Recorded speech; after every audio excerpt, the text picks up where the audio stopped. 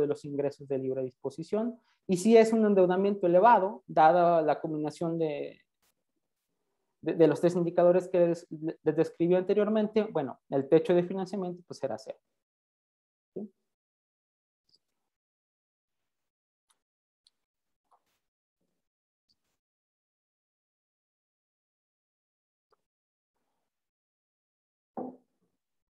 Bueno, en este sentido, y comparándolo con el resto de los países de América Latina, vemos que en México, según lo que revisamos recientemente, existen tipos de restricción que están entre estos dos rubros. Entre el control directo del gobierno central, porque recordemos que esta ley que les acabo de describir emana del gobierno central, pero también existen, o también se podría ubicar dentro de las reglas fiscales, porque bueno, realmente dentro de las definiciones que se plantean en este marco conceptual, las reglas, ubicar a México en las reglas fiscales a nivel nacional también aplicaría por la forma en que está planteado esta combinación de indicadores. La regla fiscal para tanto estados y municipios operan por el lado del balance, es decir, por el resultado fiscal, ingreso menos gasto, también por el lado de la deuda, que es lo que les acabo de señalar. Se cuenta con una cláusula de escape, es decir, se cuenta con mecanismos para no hacer, por decirlo en palabras un poco coloquiales, para no hacerle caso a la regla fiscal, de tal manera que los estados puedan operar en épocas de crisis, sobre todo.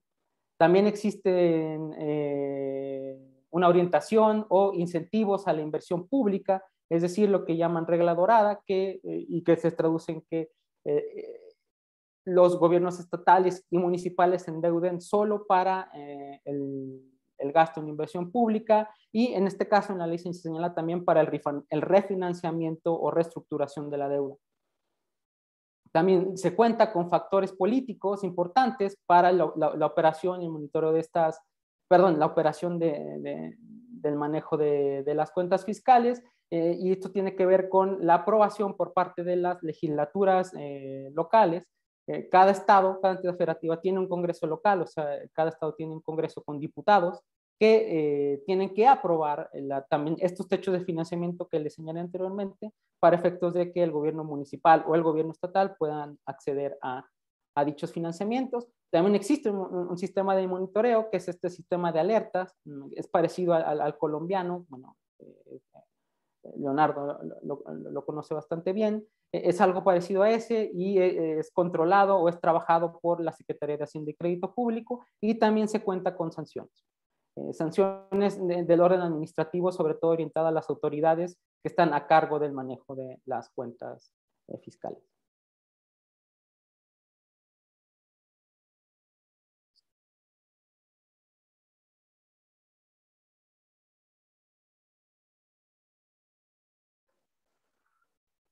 Ok. Bueno, el mismo marco institucional o el análisis a lo que acabamos de ver nos reafirma lo que planteamos desde un inicio. Existen responsabilidades de gasto, pero son poco claras, sobre todo para el caso de los gobiernos estatales, que es lo que estamos discutiendo el día de hoy. También hay pocas potestades tributarias para financiar dicho gasto. Para el caso de los estados, bueno, ellos cuentan con el impuesto a la nómina, que es un impuesto que se cobra pues, o sea, a las empresas por el pago de nómina que realizan a sus empleados, y los municipios, ya lo señalaba, que esto está en la Constitución, cobran el impuesto a la propiedad inmobiliaria, con la excepción de que pueden crear convenios de colaboración.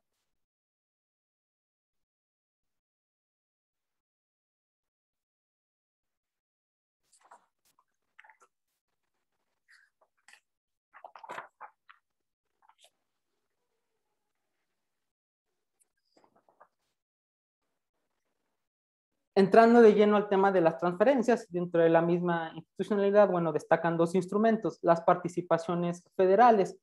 Las participaciones federales se caracterizan por ser transferencias intergubernamentales resarcitorias, es decir, que se redistribuyen bajo criterios de crecimiento económico y crecimiento en la recaudación local, en la recaudación de impuestos.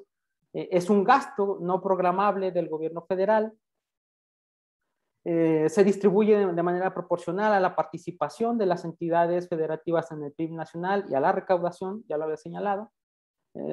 Pretende incentivar el esfuerzo recaudatorio y finalmente son recursos de libre disposición para los estados y para los municipios.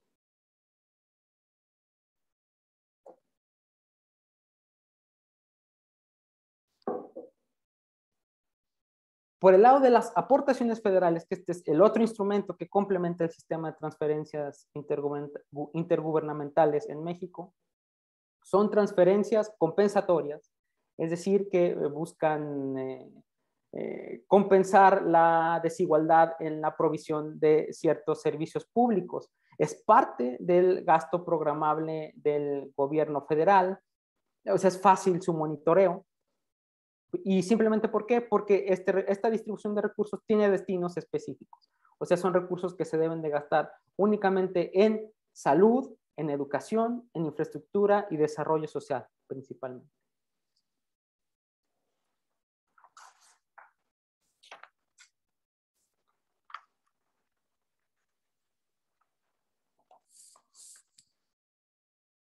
Este cuadro quizá aclara un poco mejor lo que les acabo de señalar. Por el lado de las participaciones, que repito, son recursos no etiquetados que reciben los estados y los municipios. Se financia, primero, bueno, se dividen en distintos fondos. El Fondo General de Participaciones se financia, ya lo había señalado, con el 20% de la recaudación federal participable. En él participan tanto estados y municipios. Sus criterios de fórmula tienen que ver con el crecimiento económico y con los ingresos propios. También está el Fondo del Impuesto sobre la Renta, que es el ISR causado por los empleados públicos, participan los dos niveles de gobierno. El fondo del ISR equivale a la totalidad del monto causado por los trabajadores estatales y municipales por concepto de impuesto sobre la renta, y sobre esa base se distribuye. Está también el Fondo de Fiscalización y Recaudación, es el 1.25% de la recaudación federal participable. Participan ambos niveles de gobierno, estatal y municipal. Y bueno, sus criterios de fórmula tienen que ver con el aumento de la fiscalización y recaudación fiscal. Está también los incentivos económicos, que representan el 3.4% de las participaciones. Participan ambos gobiernos y esto se materializa a través de convenios entre los estados y la federación en materia de impuesto a la propiedad y de impuestos vehiculares. Y finalmente está el Fondo de Fomento Municipal, es el 1% de la recaudación federal participable, este es nada más municipal, y este sí apunta a incentivar la recaudación del impuesto predial y los derechos y el pago de los derechos de agua. Cada estado decide la distribución de estos fondos, como les dije, las participaciones no vienen etiquetadas. Por otro lado están las aportaciones, los recursos que, como señalaba, no están etiquetados, que son de libre disposición para estados y municipios. Y aquí, bueno, está el Fondo de Aportaciones para la nómina educativa y gasto curativo, que lo señalaba como uno de los principales hitos que explican la descentralización en México. Son recursos federales, la participación es solo hacia los estados y orientado a la cobertura de la nómina educativa. Y los criterios de fórmula evidentemente tienen que ver con el aumento de la nómina educativa y los gastos operativos en educación. También está el Fondo de Aportaciones para los Servicios de Salud, igual son recursos federales, lo reciben los estados y son recursos que se deben o que se distribuyen con base en criterios de seguridad social, aumento de gastos operativos, incrementos salariales y déficits con respecto al gasto per cápita mínimamente aceptado hacia el sector salud. También está el Fondo de Aportaciones para la Infraestructura Social. Ya el guarismo es bastante amplio y no tiene caso decirlo mucho. Participan ambos niveles de gobierno, estatal y municipal. Su distribución tiene que ver con criterios de carencias promedio de la población en situación de extrema pobreza. Y finalmente está el Fondo de Aportaciones para el Fortalecimiento de las Entidades Federativas, el FOFED, que es el 1,4% de la recaudación federal participable, también es eminentemente estatal, O sea, solo los estados participan y su distribución tiene que ver con el crecimiento del PIB per cápita. Aquí, sin entrar a las cifras, uno puede ver que la mayor parte de la distribución de estos fondos sí tienden a profundizar ciertas desigualdades territoriales, porque lo que se ve es que se premia mucho tanto al aumento recaudatorio como al crecimiento económico.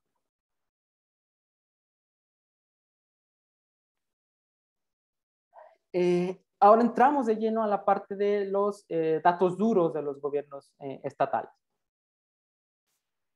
El tamaño de los gobiernos estatales medido a través del gasto es de alrededor del 9.2% del PIB, esto con datos al año 2019. Ya tenemos al año 2020, pero a nivel subnacional, esto no sucede en Chile, pero en México sí, siempre existe un rezago de 2 años en la actualización de cifras y las cifras se van actualizando, entonces aún es, digamos, un poco prematuro hablar de cifras del 2020 porque siguen cambiando, porque todavía entidades federativas siguen entregando información y en ese sentido, bueno, el dato es menos exacto, así que decidí tomar el año 2019. De este gasto, la mayor parte se distribuye a subsidios y otras transferencias corrientes. Ese es el 67%, pero también es significativo que casi el 22% del gasto pues, se destina a sueldos y salarios, lo cual equivale a 2.0% del PIB.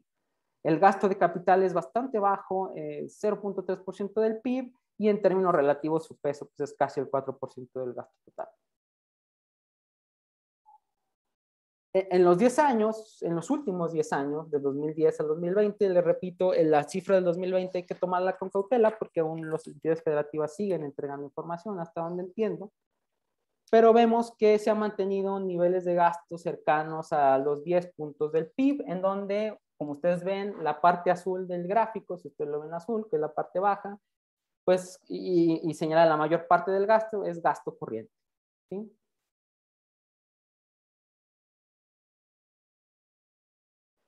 La mayor reducción, evidentemente, se vio en el año 2019 y el impulso, el mayor impulso dentro de estos 10 años, pues se vio en el 2020, lo cual obedece a la crisis por COVID, que, bueno, a través de la cual obligó a los gobiernos estatales, pues, a implementar diversos programas de alivio económico para los hogares, de impulso a las economías locales, de infraestructura y que, bueno, se revelan en un aumento casi de 0.6 puntos del PIB para el año 2020, pero repito, hay que tener cautela porque estas cifras aún no parece que no están cerradas.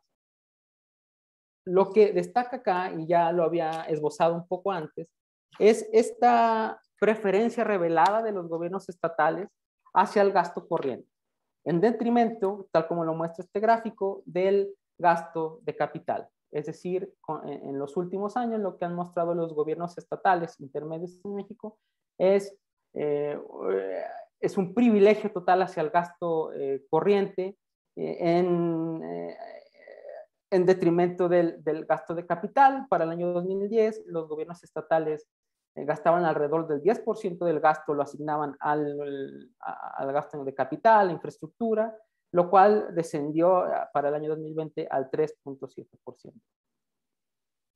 Recordemos que, bueno, lo que muestra la evidencia, bueno, y ahí me corregirá Leonardo, es que, pues, si algo tiene impacto en la economía es el gasto de capital. Obviamente hablamos de un gasto de capital pues bien hecho, ¿no? Más que el gasto corriente. Esto en términos empíricos, obviamente podemos entrar en una mayor discusión sobre esto, sobre esta distribución, sobre la calidad del gasto, pero bueno, lo que señalan los estudios, sobre todo para México, es que la poca efectividad del gasto en los gobiernos estatales, que lo veremos más adelante, tiene relación con esta priorización que estos gobiernos le han dado al gasto corriente por sobre el gasto de capital. Viéndolo en términos comparados con América Latina y tomando únicamente a los gobiernos intermedios para los cuales hemos recolectado información, pues vemos que México es el país que menos gasta o que menos invierte en infraestructura en comparación con el resto de los países. Por ejemplo, vemos el caso de Bolivia, donde los gobiernos autónomos departamentales pues, asignan más del 56% de su gasto al gasto de capital, siguiéndole Colombia, quienes asignan el 24%, Perú el 19.1%, Argentina el 10%, lo que asignaba México hace 10 años, Brasil 4.5% y llegamos a México con apenas 3.6% del gasto subnacional orientado a gasto capital.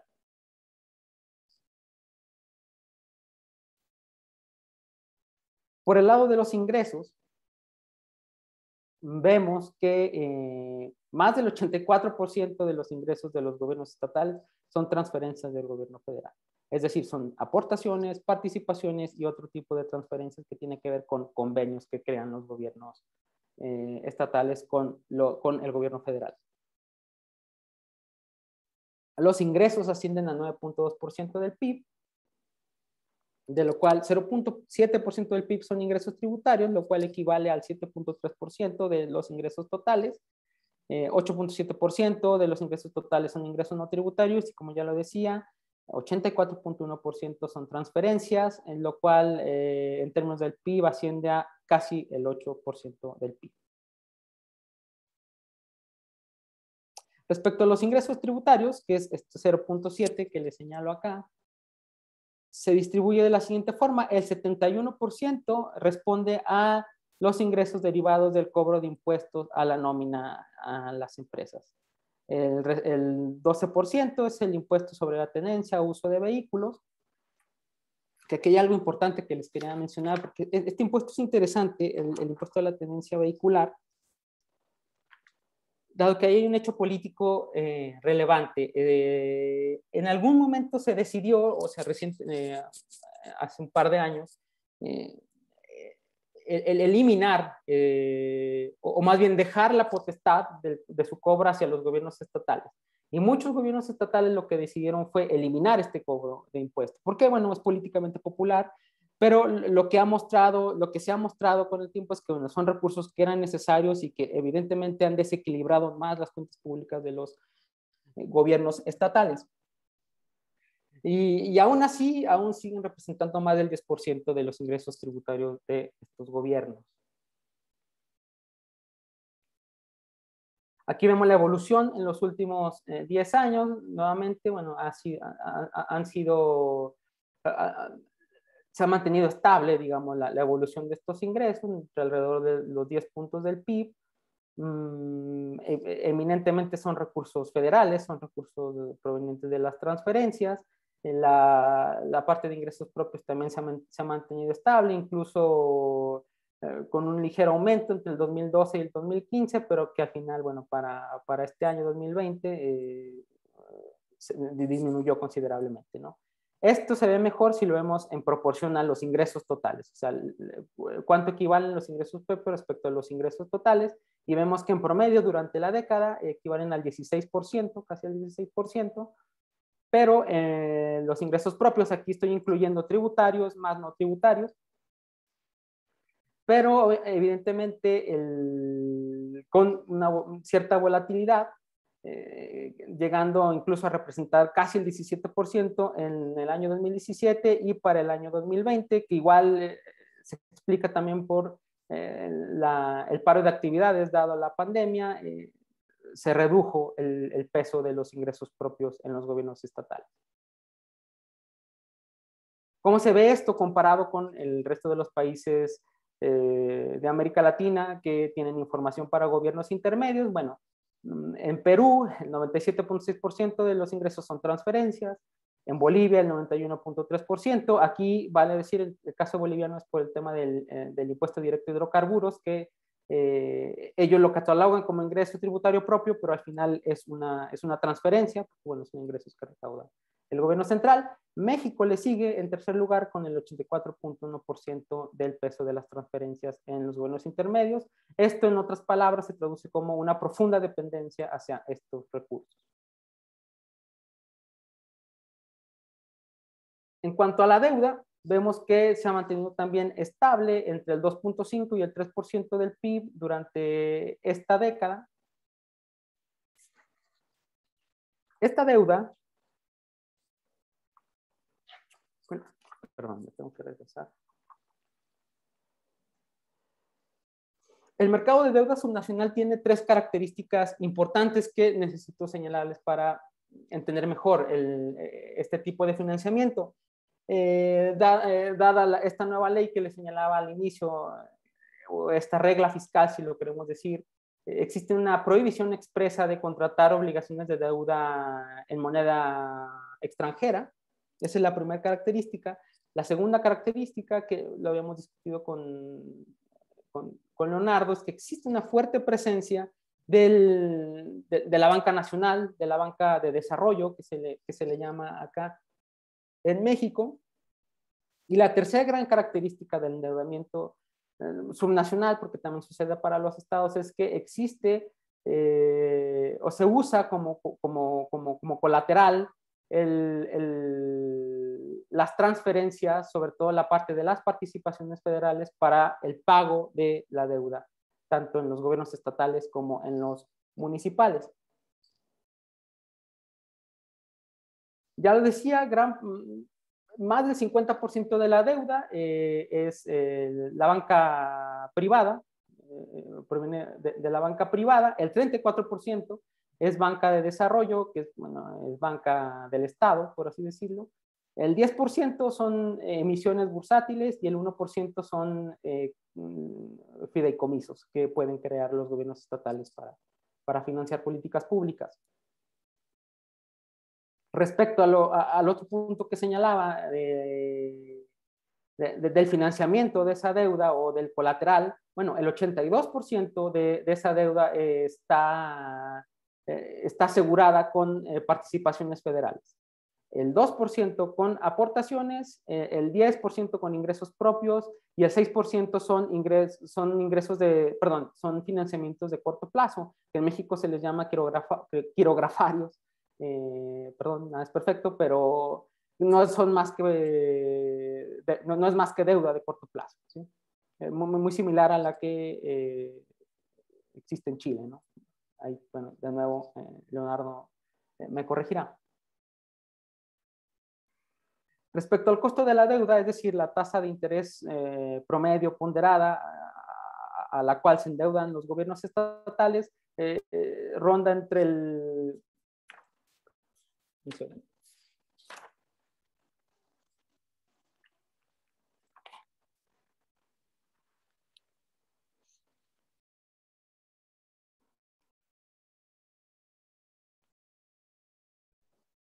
Bueno, entre el 8 y el 5% de la tasa de interés, o sea, a esa tasa se endeudan los gobiernos estatales en México. Hubo un aumento del costo de la deuda en los años 2017-2019. Y bueno, para el año 2020, posiblemente es mera hipótesis por la pandemia, hubo un mayor acceso al endeudamiento, mejores condiciones y una tasa de interés pues más baja, ¿no?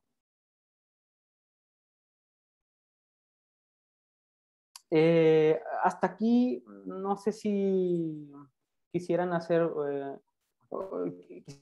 preguntas, entrar más en discusión o tener un pequeño break. Aquí, bueno, tú me dirás, Leonardo, para entrar, bueno, a lo que sería la parte un poco más árida de la presentación, que tiene que ver con el trabajo empírico que se ha realizado para efectos de analizar lo que acabamos de ver.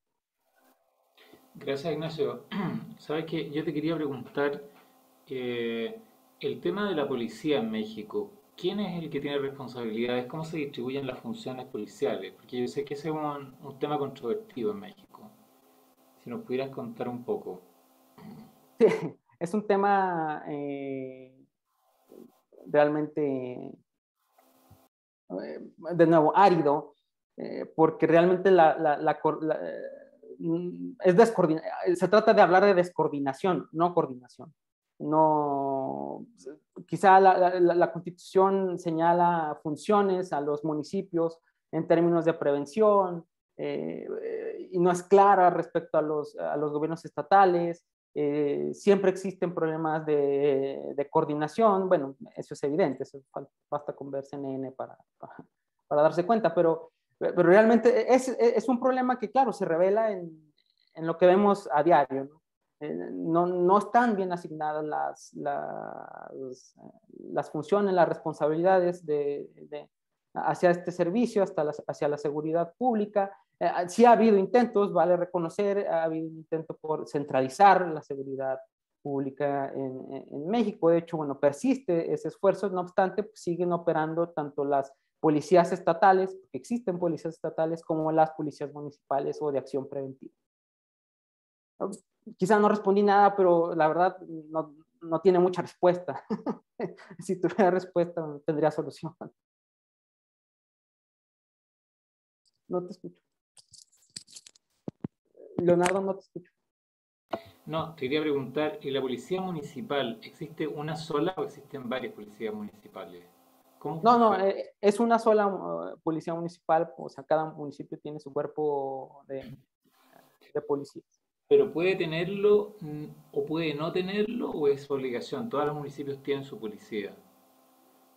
Todos los municipios tienen su Su policía. cuerpo, sí, sí, sí. ¿Y qué competencias tiene esa policía en relación a la policía? Ahí hay un tema importante porque eso está en la Constitución, entonces es difícil que no lo tengan. Ok. Pero ¿qué competencias tiene la policía municipal o sea, que no tenga la policía federal, por ejemplo, viceversa, o estadual, si tú quieres? Claro, lo que se señala es que en la municipal gira en torno solo a acciones preventivas. No sé si soy claro en el término preventivo, ¿no? Sí, sí, sí. Simplemente, o sea, hasta ahí llega su función, pero bueno, de eso, o sea, eso es en teoría. En la práctica claramente vemos casos, estamos llenos de casos en donde existen descoordinaciones y asimetrías. Ya, perfecto. Ok. Oye, y este tema que nos contabas tú el hito del año 92 del gremio docente o de la transferencia de la nómina docente a los gobiernos estaduales o estatales, eh, claro, eso se hizo, según tú nos cuentas, sin un suficiente financiamiento, ¿no es cierto? Ese fue el problema. O sea, se transfirió esa responsabilidad a los estados, Claro. pero por otro lado no se transfirió suficientes recursos para hacerse cargo de esa responsabilidad. Eh, pero yo me pregunto, en ese proceso, el del año 92 que tú nos mencionabas, eh, ¿hay algún elemento conflictivo que se produjo ahí? O sea, ¿qué conflicto subyacente había en el proceso de transferencia de esa responsabilidad a los estados? Porque seguramente habían quienes deseaban esa transferencia y quienes no deseaban la transferencia. Sí, bueno, te repito, ese fue un proceso de negociación entre tres partes, ¿no? El gobierno federal, obviamente, eh, quien lideró la realización de ese acuerdo, los gobiernos estatales, que probablemente vean ahí un aumento de flujo de recursos hacia los estados, y un actor no por nada menos relevante, de hecho, en la vida política de México, el Sindicato Nacional de Trabajadores de Educación. Esa negociación entre ellos, entre estas tres partes, dio origen a este acuerdo, y fue un acuerdo en el que las administraciones estatales pasaron a administrar más del 60% de la nómina educativa. Entonces, acá, y esto es a manera de hipótesis, porque no me he metido yo de lleno al tema, pero hubo también una presión fuerte del lado de los docentes por tanto ser parte relevante de este acuerdo como tener un poder negociador en él. Pero lo Pero, cual derivó en una carga obviamente mayor de gasto hacia los gobiernos estatales. el gremio docente era partidario de esta transferencia de competencias o no. Sí, sí, sí, sí. Según lo que hay un libro muy bueno de Carlos Ornelas, que es uno de los estudiosos más prolíficos sobre todo del sistema nacional, del sistema docente en México, y él señala que efectivamente existía, de hecho, un previo acuerdo entre el gobierno federal y el sindicato de profesores para realizar este acuerdo. O sea, había eh, había, digamos, una especie de asimetría de información entre lo que se había pactado entre el gobierno federal y el sindicato de maestros respecto a lo que conocía o lo que sabían los gobiernos estatales, ¿no? Para participar en este acuerdo. Si quieren, después les comparto la liga del libro que les estoy señalando, donde él relata muy bien este hecho, cómo se cocinó pues este acuerdo, pero fue más o menos se entiende así. Y todos los colegios federales pasaron a ser del Estado, de los No, no, estados. no, no parte, o sea, obviamente, y así evolucionó el sistema educativo, parte, no recuerdo cuál es la cifra, pero parte de las escuelas públicas, gran parte son federales, pero también hay escuelas estatales, de los gobiernos estatales. Ya, o sea que quedó intermedio el sistema de Claro. administración. Ya, no Uh-huh. todos son responsabilidad de los estados. Una No, parte no quedó todos, en no, manos no, del... una parte, Ya. así es. Y esa parte, ¿y por qué quedó así? Una parte sí y otra parte no. Me imagino, tiene que ver con lo establecido en ese acuerdo y los arreglos institucionales que derivaron de él en los años subsiguientes, y también obviamente con temas de financiamiento, ¿no? De falta de capacidades pues, para absorber la demanda a nivel estatal, ¿no? A nivel de los estados. Aquí, perdón, muchas veces me refiero, digo estatal y no me refiero al Estado, sí, en términos institucionales, sino a los gobiernos, al nivel intermedio. Claro, estadual, dijéramos. Sí, sí, cómo no, cómo no. Ya, y tú crees que ha sido exitoso esa transferencia? O sea, ¿los estados administran bien los colegios o mejor el gobierno federal? Esa es una buena pregunta, Leonardo. O sea, lo que se sabe es que son, o sea, la calidad es bajita a nivel a nivel general, o sea, no, la vara es baja, sobre todo si tomamos lo que muestran las pruebas estandarizadas que nos comparan con otros sistemas educativos, y lo que muestran es que el sistema público o la calidad del sistema educativo en México es bajita independientemente de quién provee el servicio. No, la verdad no sé o no conozco estudios que comparen entre aquellas escuelas federales y las estatales. Creo que es una muy buena pregunta, pero que al final, bueno, el problema es la calidad y la calidad a nivel general en las escuelas del Estado en México, pues son de baja calidad, ¿no? Perfecto. No sé si alguien tiene alguna pregunta, algo que podamos agregar.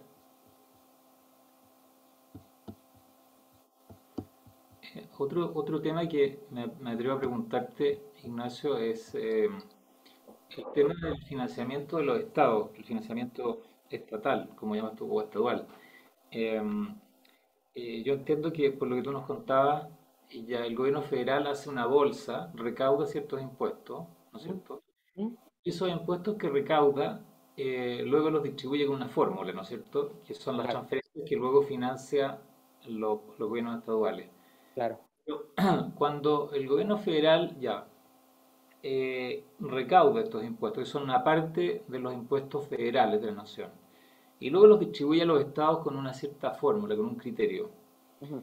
Ese criterio que usa para la redistribución de esos recursos es un criterio, claro, en el cual interviene el PIB, decías tú, ¿no es cierto? Sí, claro. PIB estatal.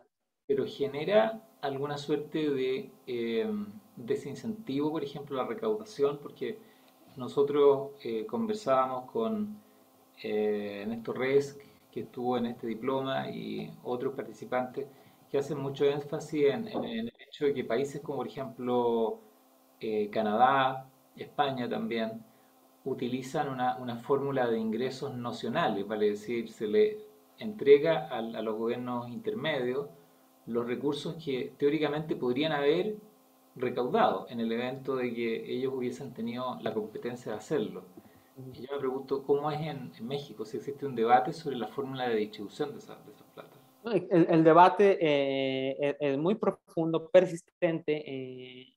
De hecho, que quizás está un poco frustrante porque los cambios que tanto el debate ha exigido y ha evidenciado no se han dado con la velocidad que se esperaría, porque efectivamente existen problemas y pifias en los criterios de distribución establecidos, porque evidentemente se premia o se tiende a premiar a aquellas entidades federativas, bueno, que son pujantes, que tienen un mayor crecimiento, que pueden recaudar a una velocidad mayor ingresos propios y a una velocidad obviamente en una magnitud mayor.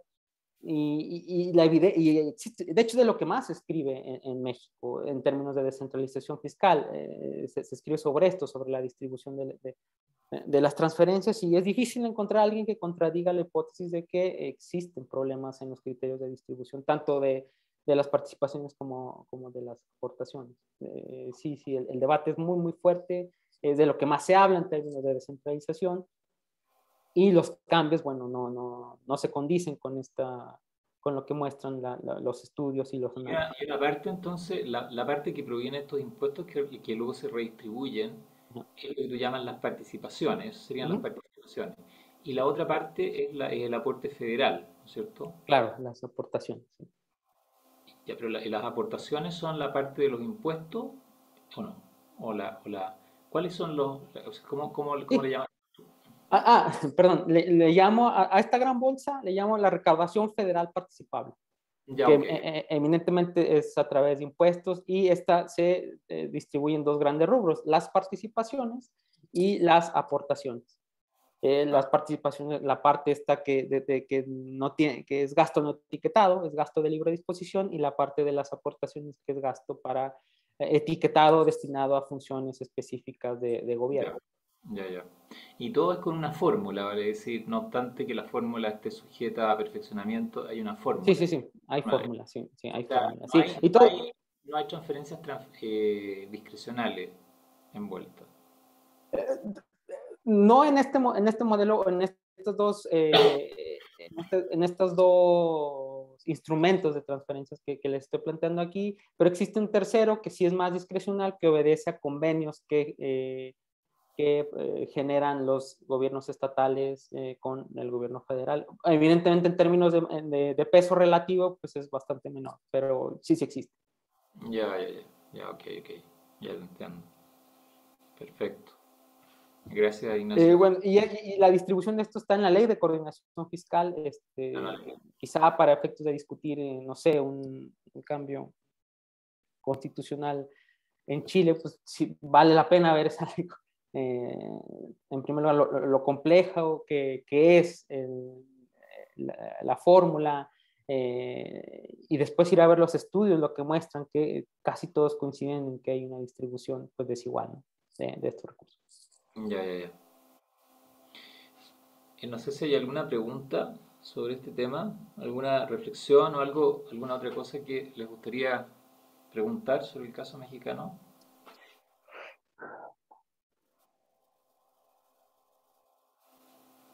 Fernando. Sí, me interesa, ¿qué fue la crisis del tequila? Fue una crisis económica. Se puede interpretar de muchas maneras. No. Bueno, así se le conoce, pero bueno, fue una crisis económica de gran magnitud que se vivió en México, y que, bueno, obviamente generó efectos en otros países, incluso en otros países de América Latina, que se dio en el 95, y que obedece a la devaluación del peso, fuga de capitales, y bueno, eso derivó en una caída del PIB superior al 6%, que generó evidentemente muchas presiones por superar necesidades relacionadas de ingreso, con la superación de la pobreza, educativas, y que bueno, dio forma a esta conversación sobre la descentralización fiscal en México. O sea, evidentemente se tiene que citar ese hito para entender las demandas y los cambios institucionales que dan origen a lo que estamos hablando ahora. Pero el nombre se usó por ¿Porque bajó la producción de tequila o porque es un producto como típico mexicano? No, por afinidad que es México. Pero no. Pero eso fue el 94, ¿verdad? Sí, a finales del 94. Ah, sí, sí, Sí, sí, sí. claro. Sí, Es sí, que me da la impresión de que ese fue un fenómeno muy, muy importante, no solamente en México, en la región completa. sí, sí, sí. O sea, fue un fenómeno, lo que sucede es que hasta donde yo recuerdo había un gran ingreso de capitales en México, que fue muy importante a inicio de los 90. Sí, claro. Y bueno, había tipo de cambio fijo, de la misma forma que lo había en Chile el año 82 y Claro. que lo había en Argentina más o menos en los años 90 también, tipo de cambio fijo. Claro. Lo cual impedía que se produjera un ajuste automático a través del tipo de cambio por efectos del déficit de cuenta corriente que se estaba Así. produciendo a través de este influjo de capitales. Entonces, yo entiendo que la crisis del tequila fue el reventón que pasó en México y que fue muy parecido al de Argentina, al que hubo en Así Chile. es. Claro, finalmente tuvieron que devaluar y la devaluación genera un tremendo impacto, una tremenda Impacto. crisis. Porque Sí. imagínate, hay deudas contraídas en moneda extranjera, los precios abruptamente se te van a las nubes, o sea, el precio de los productos importados, transables, se te disparan. En Claro. fin, generó una tremenda caída en la actividad económica. Fíjate que en el caso chileno, que fue el año 82, muy parecido a la crisis del tequila, la diferencia es que Chile es un país mucho más chico, por lo tanto no se notó tanto, pero eh, ese fenómeno en Chile, el PIB en su momento cayó 14%, 14%. No sé cuánto habría sido en Argentina, pero en Argentina fue muy, muy profundo también. Claro. Fue el año 90 y algo también, con el gobierno de Menem. Oye, y en Argentina, bueno, Juan Pablo y Ernesto lo describen mucho mejor, pero en Argentina tenías una presencia mucho mayor de gobiernos provinciales. O sea, ahí la discusión sobre descentralización fiscal tiene mucho más injerencia en la relación con las crisis, las crisis bueno, que Argentina ha vivido y su relación o su impacto en el manejo de recursos fiscales a nivel provincial, ¿no? Claro, claro, no, por supuesto. Sí, No, no, ya lo creo, ya lo creo. Y respecto de la reflexión de Fernando en torno al nombre de la crisis, bueno, ¿te parece poco tener un problema con el tequila? Es un tremendo problema. Es como si hubiera una especie de crisis del vino, así, una cosa por el claro. Sí, estilo. Nos no, quedamos sin vino, imagínate cómo vamos a hacerlo. claro. Pero sí. Bueno, no sé si hay alguna otra pregunta, reflexión, algo que quieran agregar al temario. Y dinos una cosa, Ignacio, ¿cuál es el tema actualmente en torno a la descentralización? ¿Es un tema la descentralización en México ahora? No, por supuesto, o sea, ¿Cuál es el tema que se está conversando en este momento? salud, Salud. salud. Ujú. Salud, esta eliminación del seguro popular ha desatado una discusión importante, tanto en el ámbito obviamente político como académico, porque bueno, el seguro popular fue una política pública bastante estudiada, unos relatan impactos positivos, pero también desigualdades injustas que derivaban de este programa, pero que al final señalaban que o sea, más o menos funcionaba. Ya. Con la desaparición de este seguro popular y la creación de este instrumento más centralizado de provisión de financiamiento de salud pública, lo que han mostrado recientes reportes oficiales, bueno, sobre todo del Coneval, no sé si han escuchado hablar de esta institución que se encarga de la evaluación de la política social en México, es un organismo autónomo. Y lo que mostró recientemente es un aumento considerable en las carencias de acceso a servicios de salud en México, las cuales es inevitable asociarlas a este proceso de recentralización del financiamiento de la salud. Entonces es un tema bastante álgido, es un tema que se discute tanto en términos legislativos, en la agenda pública, y que evidentemente tiene un componente importante de descentralizador, ¿no? Porque los gobernadores se han pronunciado al respecto. Algunos la asocian porque, claro, a raíz de este cambio, bueno, los gobernadores dejan de administrar un recurso que administraban anteriormente, que evidentemente la Auditoría Superior de la Federación ha mostrado malos manejos, sistemas de transparencia débiles, baja rendición de cuentas, y que, bueno, por lo mismo, bueno, se intensifica este debate, ¿no? O este trade-off entre la eficiencia que se mostraba quizá anteriormente con el Seguro Popular y lo que sucede ahora en términos de brindar acceso a servicios de salud a la población más pobre de México. Pero la introducción de este seguro popular, ¿cuándo fue? ¿En qué año más o menos? No me acuerdo, 2004 por ahí, ¿no? La 2003, creación, 2003, 2003. la implementación, La y se implementación. eliminó ahora en 2018. Perfecto. Y consistió básicamente en que los estados estuvieron llamados a hacerse cargo del tema de la administración del seguro, hasta donde yo te entendí, y, en forma autónoma, es decir, los estados fueron los que pasaron a administrar el seguro popular, ¿no es cierto?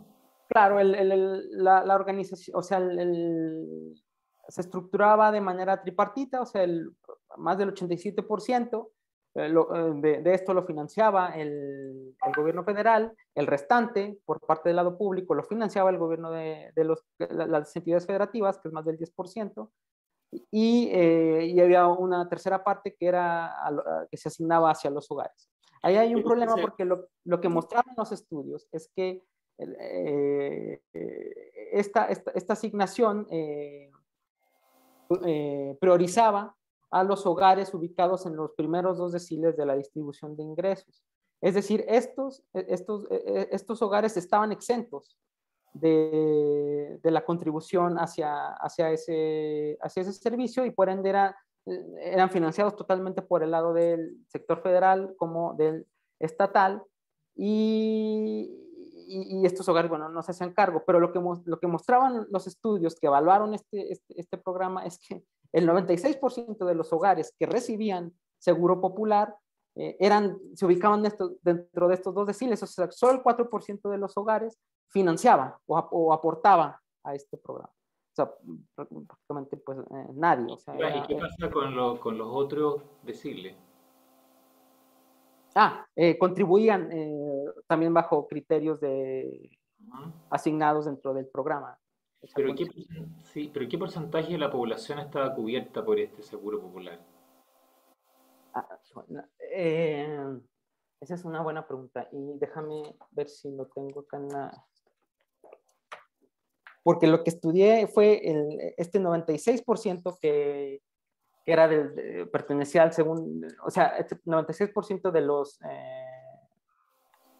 los beneficiarios que pertenecían a esta parte o a estos primeros dos deciles, pero respecto al porcentaje de la cobertura, la verdad no quiero, como dicen en Chile, chamullar, el dato no lo, no Pero lo, no te preocupes, pero era un porcentaje importante, o sea, era un toca- porcentaje en todo caso está orientado para las personas que no tenían seguridad no privada. contributivo, claro, No contributiva, ya, perfecto. claro. Y las entidades que administraban este seguro popular o la entidad era una entidad pública. Sí, sí, sí. O sea, era un seguro público, un seguro administrado por una entidad pública. Claro. Perfecto. Y ahora lo que va a pasar, según te entiendo, es que se termina el seguro popular y esos recursos van a pasar a ser administrados por el gobierno central bajo una modalidad distinta, ¿no es cierto? Sí, bueno, de hecho ya está operando Ya está operando, de ya. esa forma, sí. Ya, ok. Sí, porque no existe más el Seguro Popular y bueno, ahora está esto que le Y llaman ahora el no, INSABI. que no es una modalidad de seguro, sino una modalidad de prestaciones de acuerdo con un listado de prestaciones garantizadas, dijéramos, Sí, no, el objetivo es la cobertura universal. la cobertura universal, ya. Ajá. Perfecto. Ok, ya, me imagino. O sea, es una especie de FONASA, sí, una cosa por el estilo, Mm, en sí, términos de cómo operaba en Chile. claro. Ujú. Bueno, en cierto modo yo creo que tiene algún sentido el cambio porque un problema que se produce con el esquema que tú nos describes es que, bueno, ese porcentaje de aporte de los estados podría ser muy distinto según el estado, porque ese porcentaje me imagino que el propio estado decide cuánto aportar, ¿no es cierto? O sea, no todos los estados aportan lo mismo. Sí, no, claro. Bueno, ese es un tema, claro. Algo así como pasa con la educación municipal en Chile, como pasaba Así. hasta ahora. Entonces, claro, es un problema, lógico. Eso. Ya me aclaraste. ¿Hay otro tema de la descentralización en México que esté en la mesa actualmente, aparte de ese?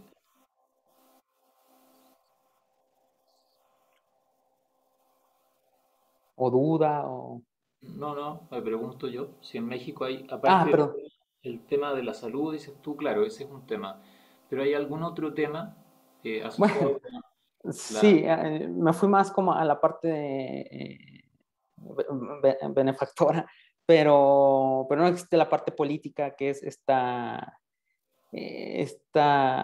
amenaza latente de algunos gobernadores de algunos estados de salirse de lo que se conoce en términos coloquiales como el pacto fiscal, que no es más que lo que está plasmado en la ley de coordinación fiscal, dado Ya, que consideran que ellos aportan más al PIB de lo que terminan recibiendo en términos de participaciones y aportaciones. pero pueden, o sea, pueden de acuerdo con la Constitución retirarse, Se podrían. señala, sí, según, o sea, diversas interpretaciones, sí, pero en términos de eficiencia, dado que la verdad el esfuerzo recaudatorio es bastante pobre y parejo, se nota difícil. O sea, según por ejemplo un estudio reciente aquí lo tengo, de Hernández Trillo, él muestra que con una serie de simulaciones, que renunciando al pacto fiscal, la verdad, pues, un estado, dos estados terminan, y que son los más ricos, o los más fuertes en términos económicos, terminan beneficiándose, pero el resto, la verdad que no.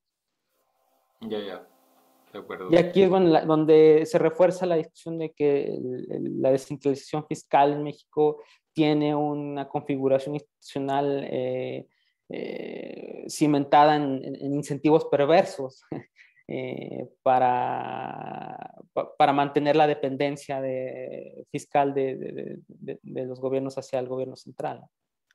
Ya, ya. Porque los estados cobran impuestos propios también, aparte de Sí, sí, esta, sí. ya, aparte de estas participaciones.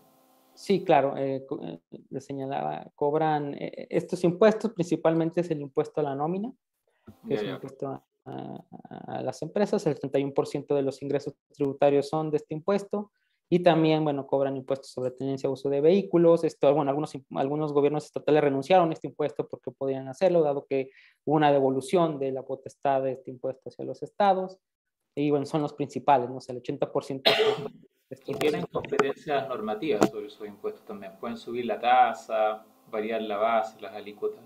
Pueden. Sí, pero generalmente, bueno, el impuesto a la nómina ronda en el 2%. O sea, no todos los estados convergen hacia esa tasa, y de la tenencia es más volátil, dado que algunos gobiernos han renunciado al cobro de este impuesto, principalmente por una motivación política. Ya, ya, ya, ya, ya. Interesante. Gracias, Ignacio. Bueno, no sé si hay alguna otra pregunta, otra duda. No hay. Eh, Ignacio, dale, no sé si tienes algún otro punto que quede pendiente. Bueno, me queda una parte, o sea, todavía la parte más áspera. No sé si quieren un break o nos seguimos de largo, como ustedes me digan. No, no, o sea, yo te aconsejo que nos resumas brevemente esa parte y luego ya terminamos porque si no, nos cansamos mucho se hace muy larga la clase, generalmente Sí, tenemos un break. Si quieres nos cuentas más o menos cuál sería como el epílogo de esto. perfecto. Bueno, a partir de los datos que acabamos de ver, estos datos duros, estos hechos estilizados de la descentralización fiscal en México, orientada sobre todo a los gobiernos estatales, es posible construir esta hipótesis que muestra este círculo vicioso más que virtuoso, vicioso de cómo se estructuran las cuentas públicas en México, tanto por el lado del gasto público como por el lado del financiamiento. Por el lado del financiamiento, uno puede anticipar que existe un espacio fiscal reducido, dado el débil esfuerzo fiscal de los gobiernos estatales, dada la profunda dependencia de las transferencias del gobierno federal y dada a que la sostenibilidad fiscal, sobre todo del manejo de la deuda, pues está en riesgo. Por el lado del gasto tenemos o podemos anticipar que existe una política de gasto que impacta pobremente en el crecimiento económico de los gobiernos estatales y que se explica también porque existe una predominancia del gasto corriente por sobre el gasto en inversión. Todo esto explicado por una configuración institucional que se explica por una transferencia de responsabilidades que sobrepasan las capacidades fiscales de los gobiernos estatales, una restricciones presupuestarias blandas que se revelan en gastos descontrolados y por ende en endeudamientos que tienden a la insostenibilidad y elementos de economía política que tienen que ver con el riesgo moral y las asimetrías de información entre autoridades que responden principalmente a afinidades políticas y a los propios intereses que cada autoridad tiene pues, para mantenerse en el cargo. Dada esta hipótesis, lo que yo pretendía explicarles a ustedes, que me iré rápido como lo sugirió Leonardo, era mostrarles un estudio que lanzamos, que publicamos el año pasado en la revista de Finanzas Públicas del Congreso Nacional de acá de México, en donde evaluamos tanto el potencial del gasto, usando como instrumento el multiplicador acumulativo. Yo sé que podemos tener una discusión más metodológica sobre las pifias que tiene este instrumento, pero bueno, con datos es posible hacerlo, es posible estimarlo. Y también estimar lo que es el espacio fiscal de los gobiernos estatales, ¿no? Para, bueno, tratar de validar este marco conceptual que les planteaba anteriormente. Por el lado de los multiplicadores, utilizamos una regresión, un modelo panel de regresión, obviamente con efectos fijos en el tiempo, para, bueno, estimar el multiplicador. Antes, bueno, mostrarles que en promedio de las 32 entidades federativas, el gasto público en total asciende al 11.8% del Producto Interno Bruto Estatal, no en el agregado. Ese es el promedio de las 32 entidades federativas, y así evolucionó durante las últimas décadas, con, obviamente, lo que muestro acá es amplias disparidades. O sea, hay gobiernos estatales que gastan más del 15% del PIB, y hay entidades federativas que gastan menos del 5% del PIB, lo cual muestra una brecha importante en términos de gasto. Y esto se revela en multiplicadores pues pequeños, que son los que están aquí abajo, menores a 1. No entro a explicar los resultados de la regresión y el modelo. Si quieren, bueno, en el material que le compartí a Leonardo están los detalles de este estudio, pero la idea, bueno, es mostrarles que los multiplicadores son bajitos, contrario a lo que se esperaría. Esto lo hago ya, lo llevo a términos de entidad federativa. Bueno, se valida que existen disparidades importantes que se revelan en este gráfico que les estoy mostrando, porque efectivamente hay entidades federativas que logran multiplicadores arriba de 2, pero entidades federativas que apenas logran multiplicadores de 0.2. ¿Sí? Esta disparidad es importante porque lo que explica el bajo potencial, no solo bajo, sino desigual del gasto entre las entidades federativas.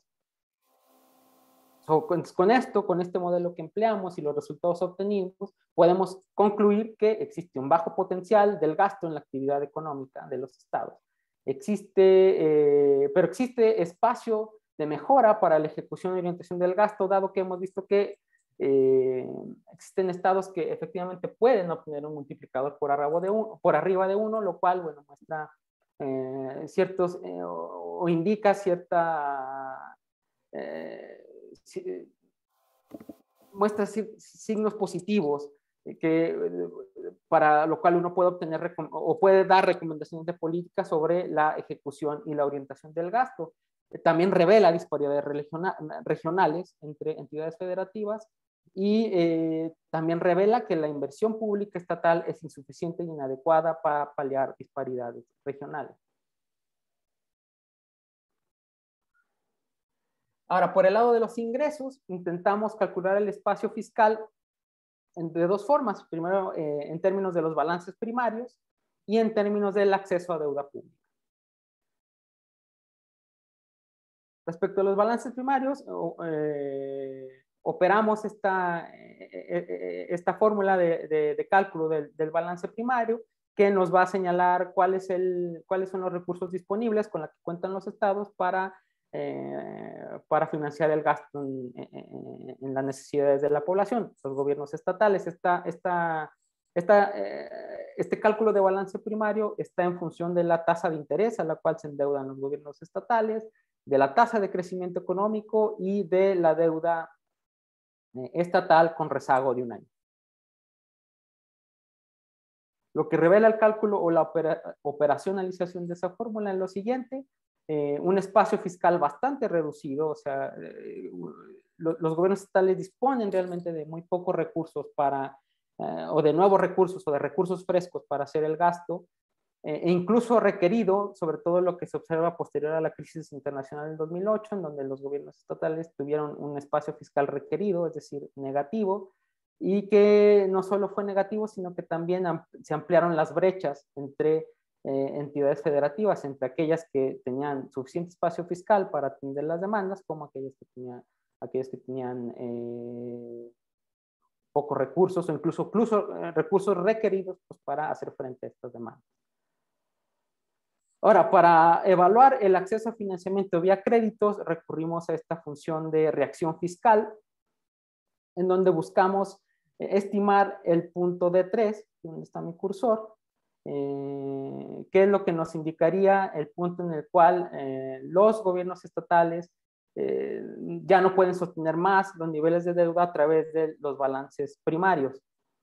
Por eso recurrimos a otro modelo econométrico, también con efectos fijos, y los coeficientes los llevamos a una función, a un polinomio al cubo para calcular los límites de deuda.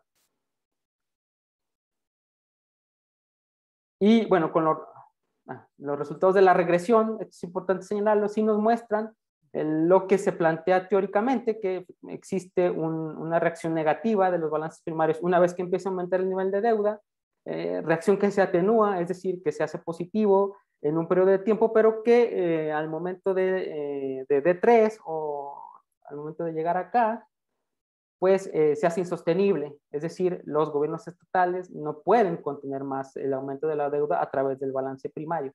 Ese es el punto que nos interesa demostrar, o sea, cuál es el límite de deuda al cual los gobiernos estatales pueden acceder para financiar el gasto público.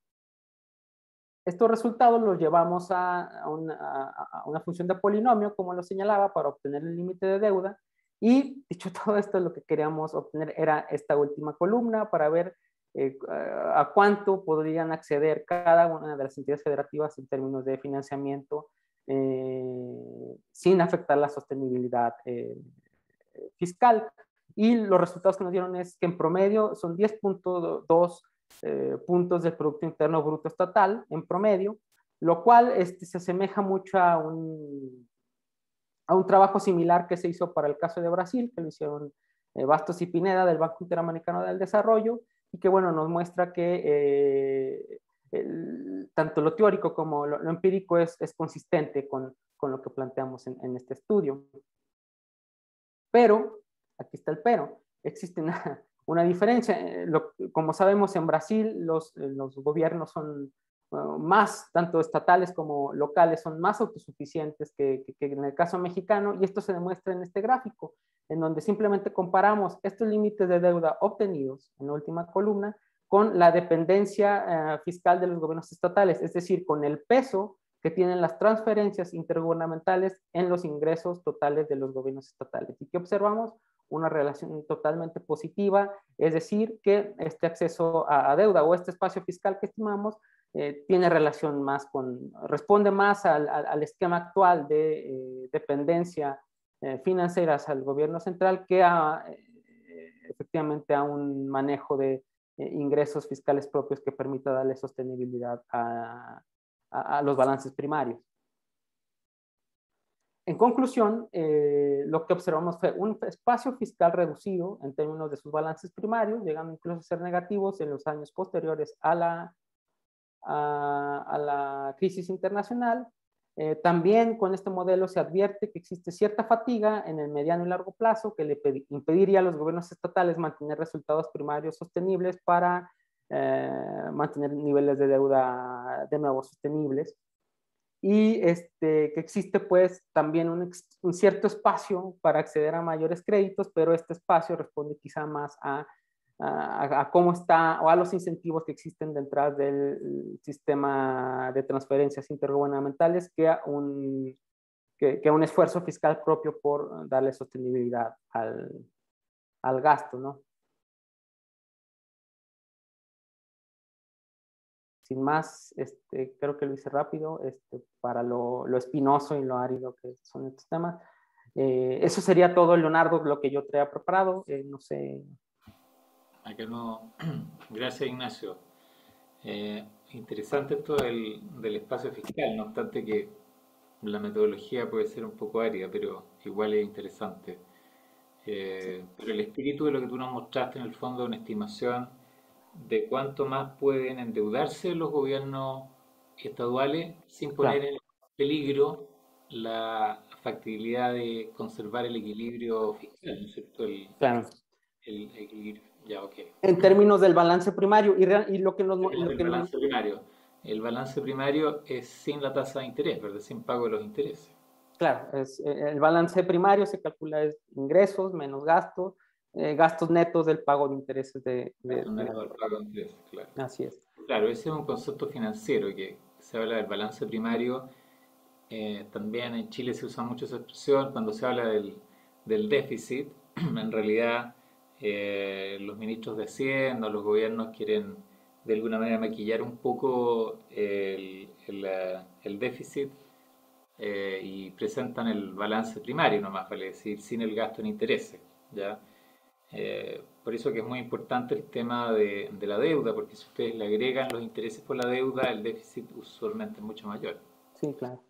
¿Verdad? Sí. Y bueno, realmente lo que nos motivó ya en términos de política pública fue la pandemia, porque realmente lo que no sabíamos era cómo llegaban, bueno, nadie sabía, cómo llegaban los gobiernos estatales y los municipales a enfrentar estas nuevas demandas que surgieron y que están por surgir dado pues la emergencia y lo que ello conlleva, el paro de labores, la caída en la actividad productiva, y bueno, ¿cómo le iban a hacer los gobiernos estatales para enfrentar esto? Y bueno, uno de esos aspectos que nos interesó ver es, bueno, ¿cómo lo van a financiar?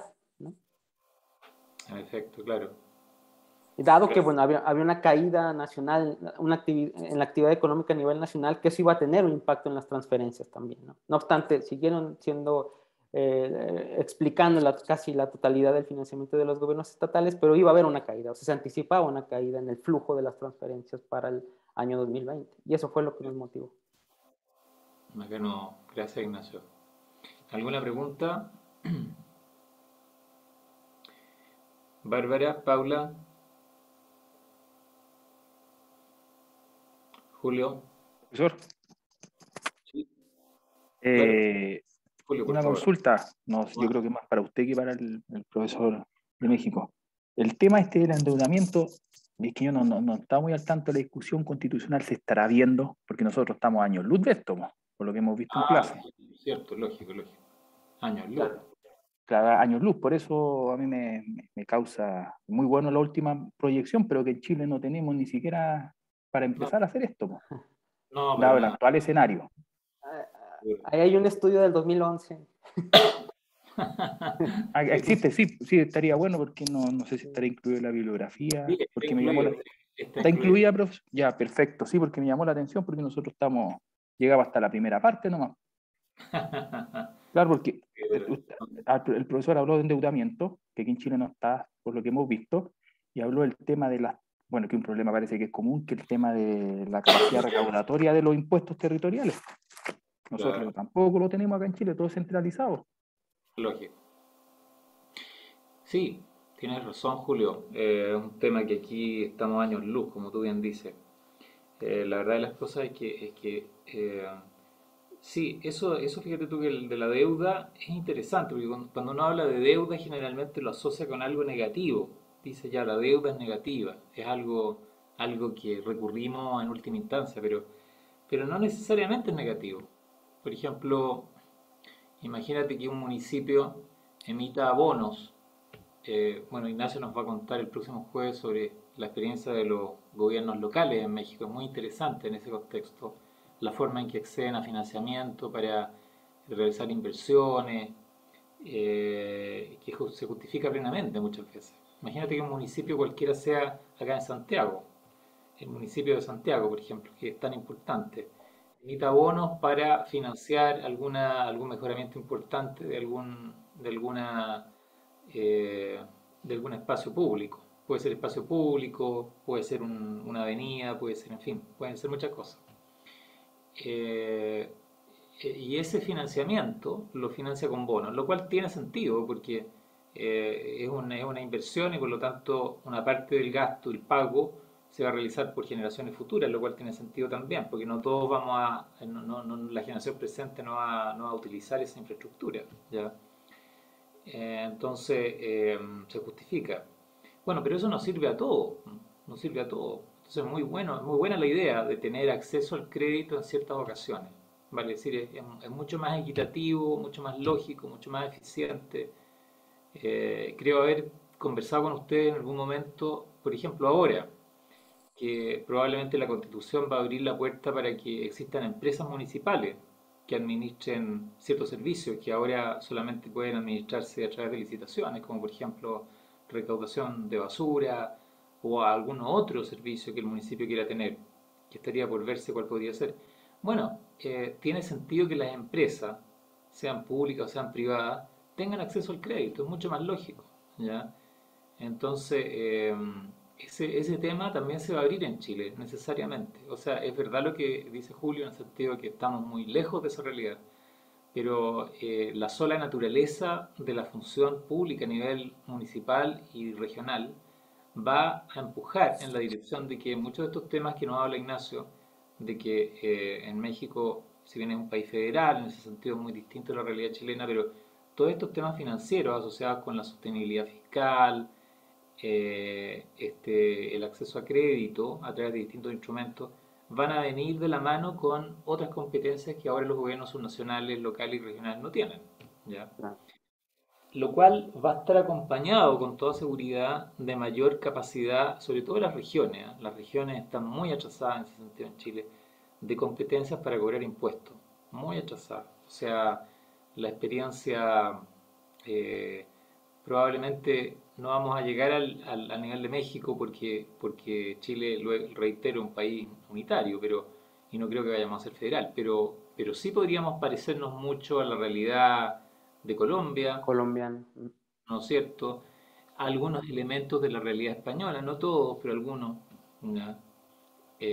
Tiene mucho sentido, por ejemplo, que las regiones tengan algún grado de participación en el impuesto a las personas físicas, ¿ya?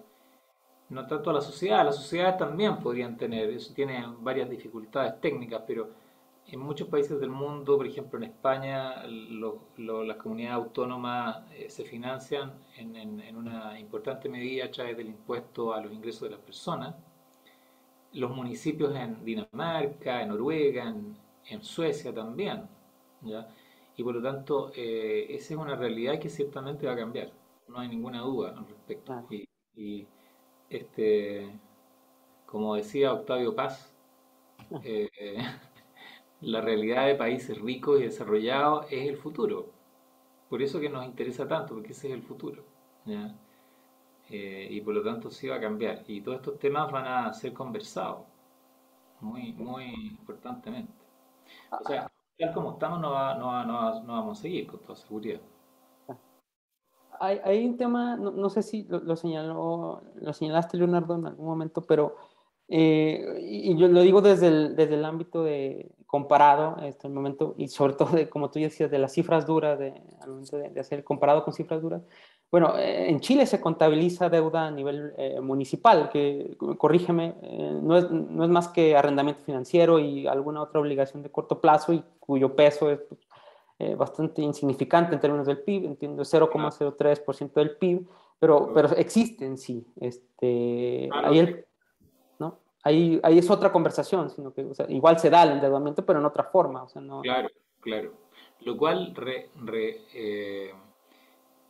refuerza la idea de que si la realidad no responde a la norma, bueno, hay que cambiar la norma nomás, ¿se fija? ah, No puedes cambiar la realidad. O sea, si la ah, realidad es que los municipios se endeudan igual, imagínate cómo va a ser eficiente que los municipios se endeuden a través de no pagar las facturas, por ejemplo. ah, Lo lógico sería que se endeudaran a través de deuda bancaria, deuda con entidades de banca del desarrollo, como pasa en México, o con bonos, emisión de bonos. Es mucho más barato y mucho más ah, lógico, transparente, ¿te fijas? Entonces yo creo que lo que se viene es una suerte de blanqueo de una realidad que indudablemente no es natural. No es natural. Y respecto de las regiones, también va a haber un cambio. Lo que pasa es que las regiones en Chile, el 100% de los ingresos de las regiones son transferencias. 100%.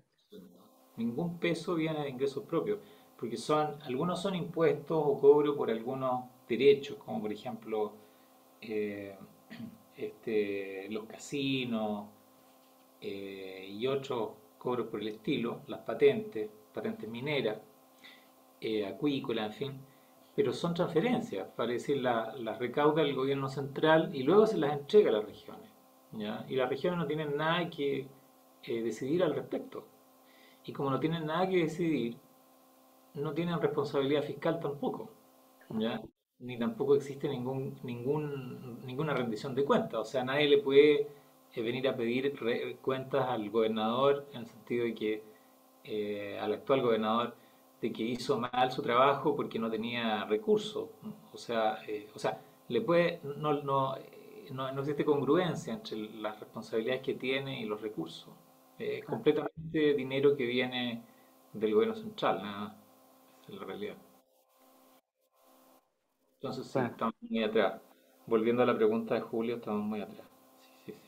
Creo que sí. Bueno, y ahí retomando la pregunta de Julio, perdón, Leonardo, ahí es importante, ahí toma relevancia el hecho de ver las experiencias de nuevo latinoamericanas y probablemente yo lo vuelvo a repetir la próxima clase, que es, bueno, saber qué no hacer, ¿no? O sea, o qué cuidados se deben de tener, sobre todo en la distribución de responsabilidades de gasto, ¿no? O sea, cómo equilibrarlo, cómo compensarlo con potestades tributarias, o cómo diseñar transferencias, si mantener un esquema de igualación como el Fondo Común Municipal, o expandirlo, ¿no? Qué sé yo. O sea, pero esas son las conversaciones que quizás quieren más forma viendo lo que ya realizaron otros países y cómo se equivocaron en ellos, sobre todo, ¿no? Claro, tienes razón. Sí, por supuesto. Hay que aprender de los errores también, no hay duda. Sí, ah. En eso somos, en México tenemos harta experiencia. Oye, bueno, yo creo que vamos a quedar acá. Entonces, la Bueno, próxima semana Ignacio nos va a contar sobre el financiamiento y las competencias de los de municipios, los municipios. Muy que es bien. muy interesante porque los municipios en México, desde luego, son miles, y en segundo lugar porque son muy, muy, muy variados y tienen un esquema de financiamiento muy interesante. Ya tienen bonos, tienen banca de desarrollo, tienen Ah, banca privada, y esa mecánica con la cual hacen uso de esas fuentes de financiamiento es muy entretenida, ¿ya? Y yo creo que eso de todas maneras es algo que se viene en Chile. No de la misma forma como en México, porque claro, México es un país federal, pero vamos a avanzar en esa dirección sin duda, por lo tanto, conocer la experiencia mexicana es muy importante. Ya pues, Ignacio, un millón de gracias por tu eh, participación, por tu presentación, muy buena, entretenida. Así que nos veríamos el próximo jueves.